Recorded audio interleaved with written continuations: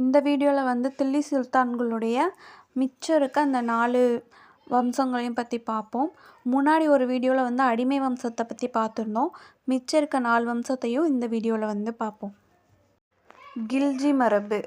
கில்ஜி மரபை தோற்றுவித்தவர் வந்து ஜலாலுதீன் கில்ஜி. இந்த ஜலாலுதீன் கில்ஜி அவங்க அரியணை ஏறும்போது அவங்களுடைய வயது 70. ஜலாலுதீன் கில்ஜிக்கு பின்னாடி ஆட்சிக்கு வந்தவர் அலாவுதீன் கில்ஜி.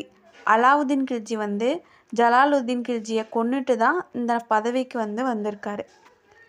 ஜலாலுதீன் கில்ஜியோட மருமகன் தான் அலாவுதீன் கில்ஜி. கில்ஜி வம்சத்தின் தலை சிறந்த அரசர்னா அலாவுதீன் கில்ஜி.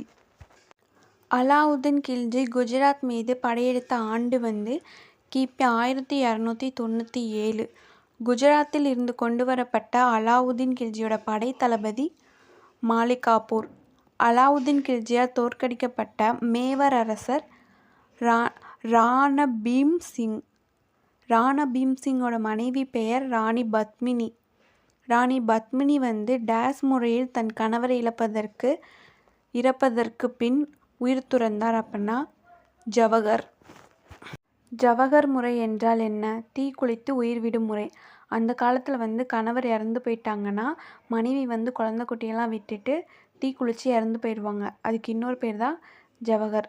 அடுத்தது தென்னிந்தியாவில் ராமேஸ்வரம் வரை படையெடுத்து வந்த முதல் கில்ஜி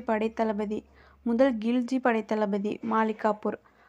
அசோகருக்கு பின் மிக பரந்த நிலப்பரப்பை ஆட்சி செய்தவர் அலாவுதீன் கில்ஜி. குதிரைக்கு வந்து சூடு போடும் முறைக்கு டேஸ் என்று பெயர். அப்படின்னா தாக் முறை. இந்த தாக் முறை அறிமுகப்படுத்தியவர் அலாவுதீன் கில்ஜி. அலாவுதீன் கில்ஜியால் ஆதரிக்கப்பட்ட பாரசீக கவிஞர் அமீர் குஸ்ரு. அமீர் குஸ்ரு எழுதிய நூல் வந்து லைலா மஜ்னு. இது வந்து ஒரு காதல் கதை. அடுத்து அமீர் குஸ்ரு கண்டுபிடித்த இசைக்கருவி வந்து செனாய். அலாவுதீன் கில்ஜி இறந்த ஆண்டு வந்து 1316. அலாவுதீன் கில்ஜிக்கு பின்னாடி ஆட்சிக்கு வந்தாங்க குத்புதீன் முபாரக். கில்ஜி வம்சத்தோட கடைசி அரசர் வந்து குத்புதீன் முபாரக். இதோட வந்து கில்ஜி வம்சம் வந்து முடிஞ்சது. அடுத்தது துக்ளக் மரபு. துக்ளக் மரபை தோற்றுவித்தவர் வந்து கியாசுதீன் துக்ளக். கியாசுதீன் துக்ளக்கோட தந்தை வழி மரபு வந்து துர்க்கி, தாய் வழி மரபு வந்து பஞ்சாப் ஜாட். கியாசுதீன் துக்ளக் மகன் பேர் வந்து முகமது பின் துக்ளக்.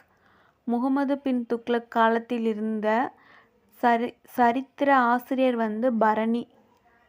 இரு நதிகளுக்கு இடைப்பட்ட வளமான பகுதி வந்து தோவாப். தன் தலைநகரை டெல்லியிலிருந்து தேவகிரிக்கு மாற்றியவர் வந்து முகமது பின் துக்ளக்.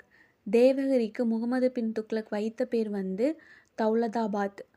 அடையாள செப்பு நாணயங்களை வெளியிட்டவர் வந்து முகமது பின் துக்ளக். முகமது பின் துக்ளக் எடுத்த இரு படையெடுப்பு வந்து பாரசீகம், இன்னொன்று வந்து குமோன். முரண்பாடுகளின் மொத்த உருவம் என்று அழைக்கப்பட்டவர் முகமது பின் துக்ளக். முகமது பின் துக்ளக் பின்னாடி ஆட்சிக்கு வந்தவங்க பெரோஸ் துக்ளக். கியாசுதீன் இளைய சகோதரர் தான் இந்த பெரோஸ் துக்ளக். துக்ளக் மரபில் சிறந்த அரசர் வந்து பெரோஸ் துக்ளக். ஏழைகளுக்கு வந்து வேலைவாய்ப்பு முறை அறிமுகப்படுத்தியவர் பெரோஸ் துக்ளக். துக்ளக் மரபு சிதறுண்டு போக காரணம் வந்து தைமூர் படையெடுப்பு. துக்ளக் மரபோட கடைசி அரசர் வந்து பெரோஸ் துக்ளக். இதோட வந்து துக்ளக் மரபு வந்து முடிஞ்சது. அடுத்தது வந்து சையது மரபு. சையது மரபை தோற்றுவித்தவர் வந்து கிசிர்கான். கிசிர்கானுடைய தலைநகரம் வந்து டெல்லி. கிசிர்கானுக்கு பின்னாடி ஆட்சிக்கு வந்தவங்க வந்து முபாரக் ஷா. முபாரக் ஷா பின்னாடி ஆட்சிக்கு வந்தவங்க வந்து முகமது ஷா. முகமது ஷாவோட அமைச்சர் வந்து பக்லுல் லோடி. சையது மரபின் கடைசி அரசர் வந்து முகமது ஷா. அடுத்தது லோடி மரபு. லோடி மரபை தோற்றுவித்தவர் வந்து பக்லுல் லோடி. பக்லுல் லோடியோட மகன் வந்து சிக்கந்தர் லோடி. லோடி வம்சத்தில் சிறந்த அரசர் வந்து சிக்கந்தர் லோடி. டெல்லியிலிருந்து தலைநகரை ஆக்ராவிற்கு மாற்றியவர் வந்து சிக்கந்தர் லோடி. சிக்கந்தர் லோடியோட மகன் வந்து இப்ராஹிம் லோடி.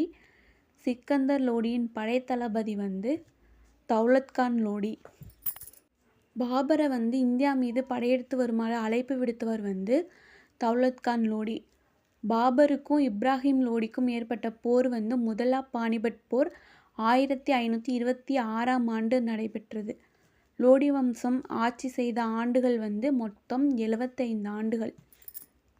இந்த வீடியோவில் வந்துட்டு மிச்சம் இருக்க 4 வம்சங்களை பற்றி பார்த்தோம். இந்த வீடியோ வந்து உங்களுக்கு யூஸ்ஃபுல்லாக இருந்திருக்குன்னு சொல்லிட்டு நம்புகிறேன். நம்ம சேனலை சப்ஸ்கிரைப் பண்ணிவிட்டு நம்ம வீடியோஸை தொடர்ந்து பார்க்க ஆரம்பிங்க.